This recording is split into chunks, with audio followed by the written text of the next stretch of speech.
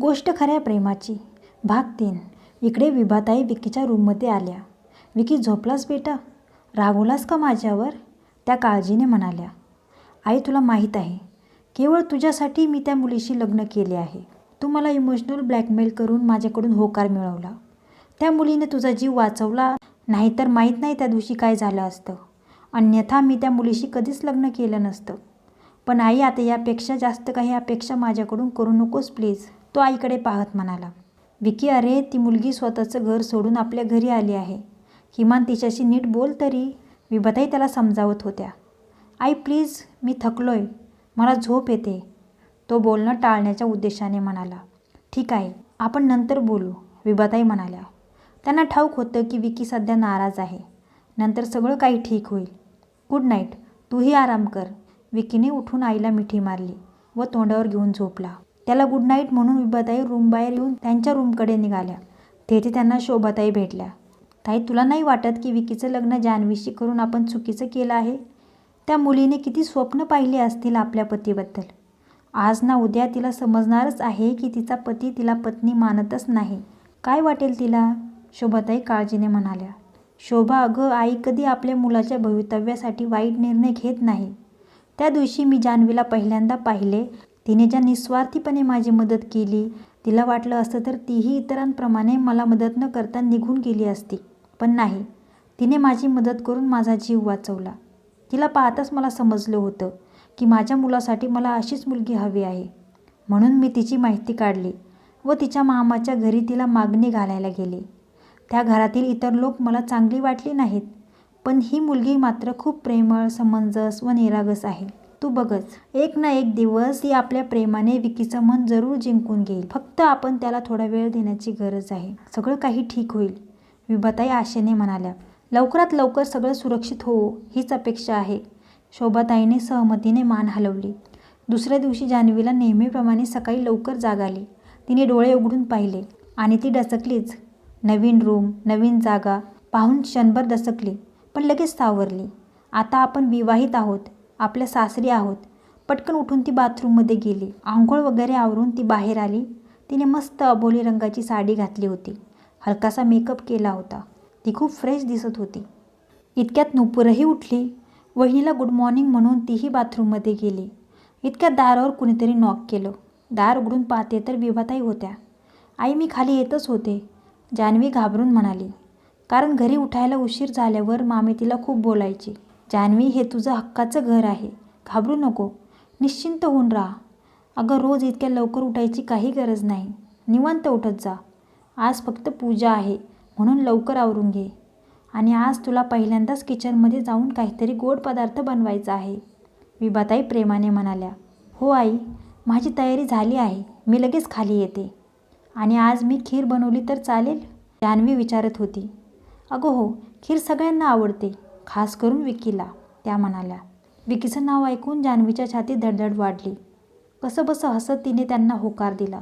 विभाताई गेल्यावर नुपूरही तयार होऊन बाहेर आली. वहिनी चल, मी तुला आपलं घर दाखवते, ती जान्हवीचा हात धरून तिला ओढत म्हणाली. घर खूप मोठं होतं. जान्हवी सगळं घर चकित होऊन पाहत होती. घर खूप सुंदर होतं. खूप छानरित्या इंटेरियर डेकोरेशन केलेलं होतं. प्रत्येक वस्तू खूप कल्पकरित्या मांडली होती. समोरचा बगीचा तेवढा सुंदर व नीटनेटका होता. जान्हवीला घर खूप आवडलं. काही वेळाने नुपूरने जान्हवीला विभाताईंनी घालायला दिलेले दागिने घातले व तिला मस्तपैकी तयार केलं. खाली पूजेची तयारी झाली होती. पाहुणेही आले होते. विभाताईंनी विकीला बोलवून त्याला पाटावर बसायला सांगितले. तो वैतागतच पाटावर जाऊन बसला. मग जान्हवीलाही बसायला सांगितले. जान्हवी घाबरतच पाटावर जाऊन बसली. पूजा सुरू झाली. जान्हवी चोरून विकीकडे पाहत होती, पण विकी मात्र चुकूनही तिच्याकडे पाहत नव्हता. पूजा झाल्यावर सर्व पाहुण्यांनी जेवण केले व ते आपल्या घरी निघून गेले. जान्हवी खीर बनवण्यासाठी किचनमध्ये गेली. तेथे त्यांच्या घरात काम करणाऱ्या काकूंनी खीरीचे सगळे सामान काढून ठेवले होते.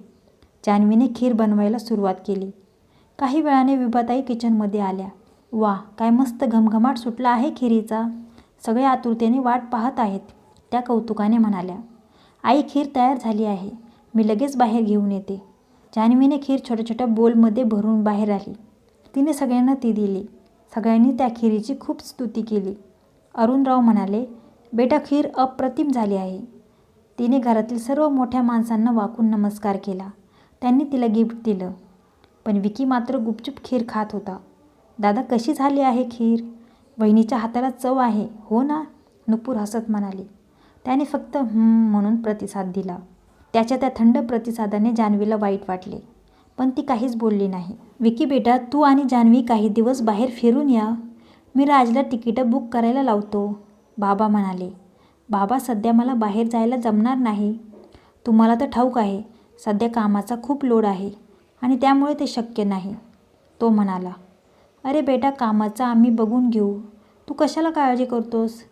काका त्याला म्हणाले. काका, मला ठाऊक आहे, पण हे तुम्हालाही ठाऊक आहे की सध्या आपण ज्या प्रोजेक्टवर काम करत आहोत त्यासाठी माझी गरज लागणारच आहे. फिरायला मी नंतर कधीही जाऊ शकतो. त्याचं बोलणं ऐकून विभाताई नाराज झाल्या. आई, माझीही फायनल इयरची परीक्षा जवळ आली आहे, त्यामुळे सध्या न जाणेच परवडेल. बाहेर नंतर कधीतरी जाऊ, जान्हवी परिस्थिती सांभाळत म्हणाली. ठीक आहे जान्हवी, तू सध्या अभ्यास कर, बाहेर जाण्याचं नंतर बघू, विभाताई जान्हवीला म्हणाल्या. हे ऐकून विकीने सुटकेचा निश्वास सोडला. बरं आई, मला काही कामानिमित्त बाहेर जायचं आहे. रात्री उशीर होईल, तुम्ही जेवून घ्या, माझी वाट पाहू नका, तो उठत म्हणाला. विकी, तुझं नुकतंच लग्न झालं आहे, निदान काही दिवस तरी काम बाजूला ठेव, आई म्हणाली. आई प्लीज, आधीच लग्नाच्या गडबडीत खूप वेळ वाया गेला होता. तू म्हणालीस ते मी केलं, आता तरी मला अडू नकोस, असे म्हणून तो उठून गेला. जान्हवी गुपचूप बसून सगळं ऐकत होती. विभाताईंना तिच्याकडे पाहून वाईट वाटलं. दुपारी जान्हवी आणि नुपूरने बराच वेळ बगीचात बसून गप्पा मारण्यात घालवला. मग वहिनी, कसा वाटला माझा दादा? खरं तर तुम्हाला अजून बोलायलाही वेळ भेटला नाही आहे, पण तरी तुझ्या काही अपेक्षा असतीलच ना, नुपूर खोडकरपणे म्हणाली. नुपूर जवळजवळ तिच्याच वयाची होती व मनाने खूप चांगली होती, त्यामुळे लवकरच त्यांच्यात मैत्रीचं नातं निर्माण झालं होतं.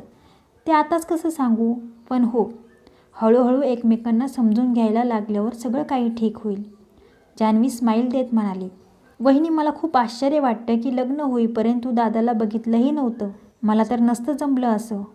तुला ठाऊक आहे वहिनी, माझंही लग्न ठरलं आहे, ती लाजत म्हणाली. खरंच? कोण आहे तो लकी मुलगा? जान्हवी उत्सुकतेने म्हणाली. राघव नाव आहे त्याचं. त्यांचाही फॅमिली बिझनेस आहे. बिझनेसच्या संदर्भात त्याला सारखं बाहेर राहावं लागतं, पण तरी तो वेळात वेळ काढून तुमच्या लग्नाला आला होता. तू भेटलीस ना त्याला? खूप कूल आणि डॅशिंग आहे ना, नुपूर लाजत म्हणाली. अरे हो, आता आठवलं, आईने लग्नात ओळख करून दिली होती, पण गडबडीत मी विसरून गेले. छान आहे बरं का राघव. अरे वा, एका मुलीचा चेहरा लाजून लाल झाला आहे. लग्न कधी करायचं ठरवलं आहे? जान्हवी हसत म्हणाली. लग्नाला अजून अवकाश आहे, कदाचित पुढील वर्षीच होईल, ती लाजत म्हणाली. इतक्यात विभाताई तिथे आल्या. त्यांना पाहून जान्हवी उभी राहिली. अगं बस जान्हवी, नुपूर तुला मावशी बोलावत आहे. नुपूरला आत पाठवून त्या म्हणाल्या. जान्हवी, मला तुझ्याशी थोडं बोलायचं आहे.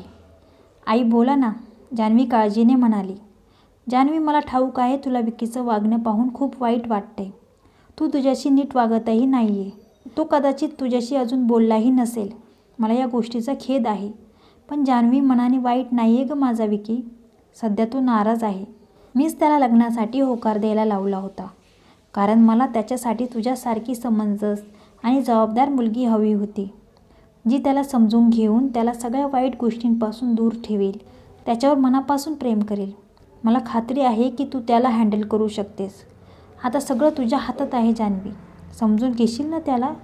त्यांच्या डोळ्यात पाणी आले होते. ते पाहून जान्हवीला वाईट वाटले. आई, तुम्ही काळजी करू नका, मी माझ्या परीने पूर्ण प्रयत्न करेल. मला खात्री आहे की सगळं काही ठीक होईल, जान्हवी त्यांना आश्वासन देत म्हणाली. पण प्रत्यक्षात ती स्वतःच कन्फ्यूज होती. विभाताईंनी जान्हवीच्या डोक्यावरून प्रेमाने हात फिरवला. रात्री जेवणात सगळे जान्हवीच्या आवडीचे पदार्थ होते. विकी अजूनही आलेला नव्हता, त्यामुळे इतर सर्वांनी जेवून घेतले. विकी बाहेरूनच जेवून येणार होता. काही वेळाने जान्हवी चेंज करायला नुपूरच्या रूममध्ये आली, पण तिला तिची बॅग सापडतच नव्हती. नुपूर, माझी बॅग कुठे आहे? ती इकडे तिकडे बघत म्हणाली. अगं वहिनी, तुझी बॅग इथं नाही आहे, ती तर तुझ्या आणि दादाच्या रूममध्ये नेऊन ठेवली आहे. आज तू तुझ्या रूममध्ये जाणार आहेस ना, ती खोडकरपणाने म्हणाली. ते ऐकून जान्हवीच्या चेहऱ्यावरचं हसू गायब झालं. ती विसरलीच होती की आज तिला विकीच्या रूममध्ये शिफ्ट व्हायचं आहे. ती जाम नर्वस झाली. तो खडूस साधा बोलतही नाही. रूममध्ये गेल्यावर माहीत नाही कसा वागेल. आईंना तर हो म्हणाले, पण आता खूप टेन्शन आलंय. कसं राहायचं त्या सडूबरोबर एका रूममध्ये, ती स्वतःशीच म्हणाली. तिच्या हृदयात धडधड वाढली होती. वहिनी चल मी तुला छान तयार करते. नुपूरने जान्हवीचा हलकासा मेकअप केला व ती तिला घेऊन विकीच्या रूमजवळ आली. वहिनी दादा काही वेळातच येईल, तू तोपर्यंत रूममध्ये जाऊन आराम कर. एवढे बोलून ती जान्हवीला मिठी मारत गुड नाईट म्हणून निघून गेली. आता जान्हवीचा नाईलाज झाला होता. आता त्या रूममध्ये जावंच लागणार होतं. तिने घाबरत रूममध्ये प्रवेश केला आणि ती डचकलीच. रूममध्ये बेड फुलांनी सजवलेला होता. सुवासिक कॅन्डल्स लावलेल्या होत्या. नुपूरने आधीच येऊन डेकोरेशन केलेलं होतं. रूममध्ये मंद प्रकाश पसरलेला होता. रूम खरं तर खूप मोठी होती. मध्ये एक मोठा बेड, एक सोफा, टेबल व भलं मोठं बाथरूम होतं. याआधी ती एका अडगळीच्या खोलीलाच रूम म्हणत होती, पण आता ती या पॉश बंगल्यात राहणार होती. या सगळ्या गोष्टींची सवय लागायला तिला वेळ लागणार होता. ती घाबरत बेडवर जाऊन बसली. ती विचार करत होती की अचानक तिचं आयुष्य कसं बदललं आहे. बराच वेळ विचार करत करत तिला डुलकी आली. ती विकीची वाट पाहत बसलेली होती. इतक्यात विकी आत आला. जान्हवी घाबरून सावरून बसली. विकीने तिच्याकडे पाहत तिला एक स्माईल दिली आणि तो आपल्या शर्टची बटणं काढू लागला. ते बघून जान्हवीच्या हृदयाचे ठोके वाढले. विकी हळूच तिच्या जवळ आला आणि हळुवारपणे तिचा हात पकडून तिच्या हातावर आपले ओठ टेकवले. तिच्या अंगातून करंट पास झाला. तिने घाबरून हात मागे घेतला. त्याने हसत पुन्हा एकदा तिचा हात पकडला आणि तिच्या पूर्ण हातावर आपल्या ओठांचे ठसे उमटून तिच्या खूप जवळ आला. तिने शहारून आपले डोळे मिटले. त्याचे गरम श्वास आता तिला आपल्या ओठांवर जाणवत होते. तो आपले ओठ तिच्या ओठांवर टेकवणार इतक्यात कसल्याचा आवाज झाला. ती दचकून जागी झाली. तिने पाहिले तर तिच्या आजूबाजूला विकी कुठेच नव्हता. तिचा डोळा लागला होता व ते सगळं स्वप्न होतं. तिने स्वतःच्याच डोक्यात टपली मारली. तिला आश्चर्य वाटलं. तिने तर विकीला अजून व्यवस्थित बघितलंही नव्हतं. मग असली स्वप्न ती कशी बघू शकते? नकळत तिचे गाल लाजेने लाल झाले. इतक्यात दरवाजा वाजला. तिच्या काळजाचा ठोका चुकला. हृदयाचे ठोके वाढले. विकी हळूच आत आला. बेडवर जान्हवी सावरून बसलेली होती. तिला आपल्या बेडवर पाहून त्याला राग आला. हिची हिंमत कशी झाली माझ्या बेडवर बसण्याची? त्याला खूप काही बोलायचं होतं, पण त्याने तिच्याकडे दुर्लक्ष केलं. काहीही न बोलता आपल्या साईडला जाऊन तो आपल्या शर्टची बटणं काढू लागला.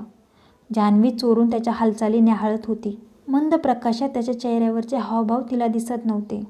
त्याला शर्टची बटणं काढताना पाहून तिला ते स्वप्न आठवलं आणि ती गडबडली.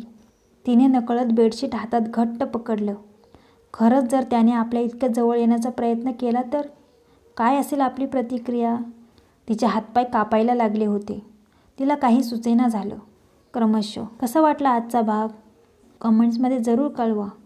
आणि कथा आवडली असेल तर व्हिडिओला लाईक करा आणि माझ्या चॅनलला सबस्क्राईब करा. धन्यवाद.